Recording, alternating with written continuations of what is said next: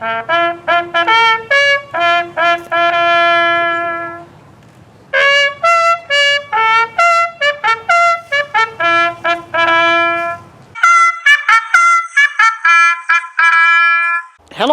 this is I Go Travel with DonBarnett.com. This video that you're going to watch is not for your pleasure. It's not for your entertainment. It's a kind of a serious thing in which we remember those who sacrificed their health and in many cases their lives to make a world that's a little better for us today. In this video, we'll talk about Remembrance Day and the meaning of poppies. I'll recite you two poems. One you've heard about, perhaps, In Flanders Fields, and the other one, The March of the Dead. I'll tell you two good war stories about a couple of women. One who had to flee with her children in her arms, and one who walked from Siberia to the Middle East, to Iran. And finally, we'll talk about that great organization, supportive organization for veterans, the Legion. One day each year is set aside to acknowledge and honor those who sacrificed their lives in war. Over time and in different countries, this day has been called different names. Remembrance Day ceremonies are customarily held on 11/11/11, the 11th month, the 11th day, and the 11th hour. This was when World War I officially ended. Originally intended to honor those who died in World War I, the day has expanded to include those who died in other wars like the Korean War, Vietnam War, wars in the Middle East, and others. Just listen to what this veteran had to say about the massive amount of casualties encountered in World War II. Financially, it was the most expensive war in history. In the cost of human lives, not including the 6 million Jews who were killed, it is believed that 55 million people perished. Of that number, 25 million were military and 30 million were civilian. In regards to our country alone, over 44,000 military personnel died, with some 50 to 60,000 wounded. What a horrible cost.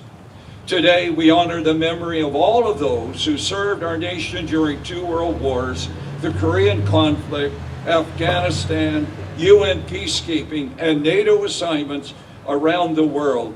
We particularly remember those who made the ultimate sacrifice for the freedoms that we are enjoying this morning. Also, we express our gratitude for those who are presently serving in our Canadian Armed Forces. We pray daily for their safety at home and abroad. Along with them, we remember the RCMP, firefighters, first responders. In addition to a few speeches, Remembrance Day ceremonies include the laying of the wreath by schools and the various service organizations. In Canada and in other nations of the British Commonwealth, poppies became the symbol for appreciating and remembering those who lost their lives. Canadian soldier John McCrae saw the many red poppies growing where war had raged in France and wrote a poem called In Flanders Fields. This poem and the red poppies came to symbolize the sacrifices of those killed in war. Although commonly grown both in the wild and with human cultivation, poppies grew throughout Europe and Asia. They became abundant in former World War I artillery battlefields because the masonry in stone buildings blown up was rich in lime, a fertilizer ingredient in which poppies thrived. When John McCrae saw the huge fields of poppies, he was inspired to write his famous poem. Over the years, the poppies consumed all of the lime, fertilizer, and eventually died out. Here is the first poem in this travelogue. It is called In Flanders Fields, and it is written from the perspective of those who died in the war. In Flanders fields the poppies blow, between the crosses, row on row, that mark her place, and in the sky the larks, still bravely singing, fly, scarce heard amid the guns below. We are the dead, short days ago we lived, felt dawn, saw sunset glow, loved and were loved, and now we lie in Flanders fields. Take up our quarrel with the foe, to you from failing hands we throw the torch, be yours to hold it high. If ye break faith with us who die, we shall not sleep, though poppies grow in Flanders fields. I interviewed a woman one time who grew up in Russia, in what is the Ukraine today. And a lot of Germans had gone there on invitation from the Tsar or King of Russia to develop the rich agricultural lands of that region. And this woman was born there, grew up there. However, that turned upside down in World War II when the German people the German settlers there were sympathetic to the German Nazi army of Adolf Hitler as he marched across Russia on his way near Moscow. However, when things changed and the Russians started to drive the German army back across Russia, those German settlers in the Ukraine area were in trouble. The Russian army was not sympathetic. They knew they had to either get out and flee or die, or perhaps be exiled to a work camp in far-off, isolated Siberia. She and her husband had only moments to grab their children and run to the train. They ended up living in a tent in a refugee camp in Austria for 2 years, and after the war joined many immigrants to Canada and the U.S. She never saw her parents or her neighbors again. Now here's another story about a woman who walked across Russia to the Middle East. This photograph hangs on the wall of a Canadian Legion. I interviewed this soldier when she was a very elderly lady. She grew up in Poland and was a young girl when World War II broke out, and the Russians quickly occupied Poland.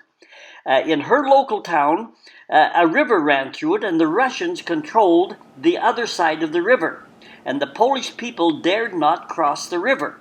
And one day, this girl said to her mother, "I haven't seen my auntie in a long time on the other side of the river. I'll walk across. The river's frozen, the ice is there, and I'll be careful, and the Russians won't see me."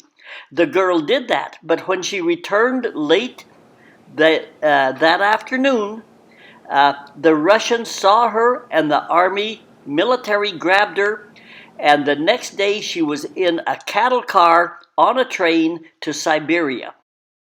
100,000 died from forced labor in harsh conditions. When the war was over, the Russians said, "We have no more need to look after you. The gates are open. Walk out if you like." And she said, "Where will we walk to?" They said, "Any direction you like." So other people were walking, and this woman walked from Siberia to the Middle East, to the capital of Iran, the city of Tehran, where she worked in the hospital. And she would shower in the morning, and she would sing, and people heard her voice, and they said, "That person has a terrific voice." And the woman says, "Yes, I used to be a kind of a semi-professional singer." From that point on, she entertained the Allied troops stationed in the Middle East, and eventually, after the war, migrated and lived her life out in Canada. This is the second poem in this video. And it's a poem that starts off everyone celebrating because the war was over and they had won. People were singing. It couldn't be better.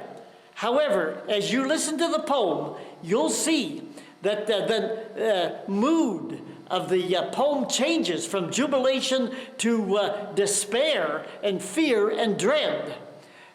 When the people started to watch the March of the Dead. The cruel war was over. Oh, the triumph was so sweet. We watched the troops returning. Through our tears, there was triumph, triumph, triumph down the scarlet glittering street, and you scarce could hear the music for the cheers. And you scarce could see the housetops for the flags that flew between.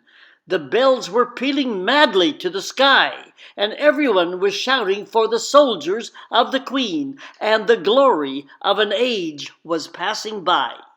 This is the point in the video where the poem changes its mood. And then there came a shadow, swift and sudden, dark and drear. The bells were silent, not an echo stirred. The flags were drooping sullenly. The men forgot to cheer. We waited, and we never spoke a word. The sky grew darker, darker, till from out the gloomy rack there came a voice that checked the heart with dread. Tear down your bunting now, and hang up sable black. They are coming. It is the army of the dead.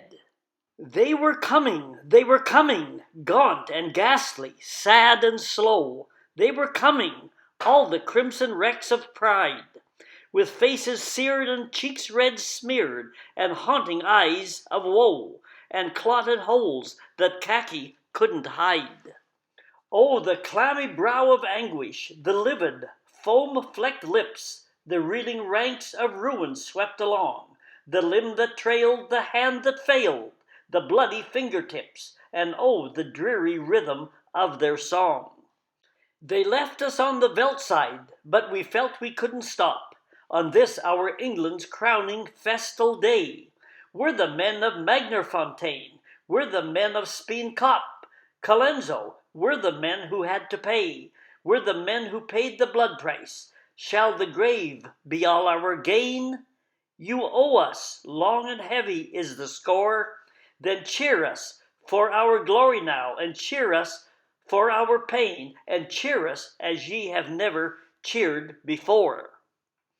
The folks were white and stricken, and each tongue seemed weighted with lead. Each heart was clutched in hollow hand of ice, and every eye was staring at the horror of the dead, the pity of the men who paid the price. They were come to mock us in the first flush of our peace. Through writhing lips their teeth were all agleam. They were coming in their thousands. Oh, would they never cease?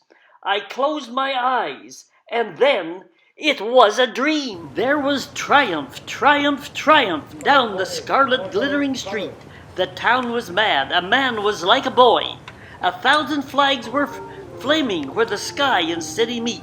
1,000 bells were thundering the joy. There was music, mirth, and sunshine, but some eyes shone with regret. And while we stunned with cheers our homing braves, O God, in thy great mercy, let us never more forget the graves they left behind, the bitter graves. There are really two messages in this poem. One is war is not all jubilation and fun and games. And secondly, the second message that I get is how quickly we can forget. Remembrance Day ceremonies each year are held by the Royal Canadian Legion in this country. There are Legion organizations in different countries. The Legion is an organization that serves and supports military and Royal Canadian Mounted Police veterans. It supports seniors and youth sports programs, raises funds, runs weekly meat draws, and offers a place for camaraderie and just to socialize and enjoy a good time. It is one of the largest social organizations in the country. Remembrance Day is not a one-day event. Remembrance Day occurs every day of the year.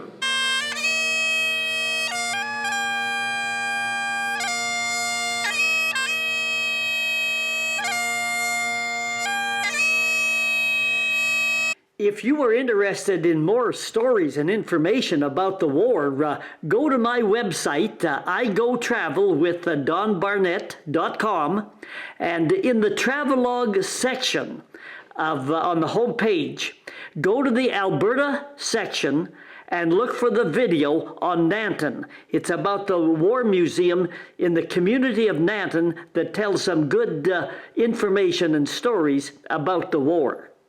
This is I Go Travel with DonBarnett.com. If you liked this video and you want to see more, hit the subscribe button. That helps a lot. Until then, thanks for watching, and we'll see you down the road.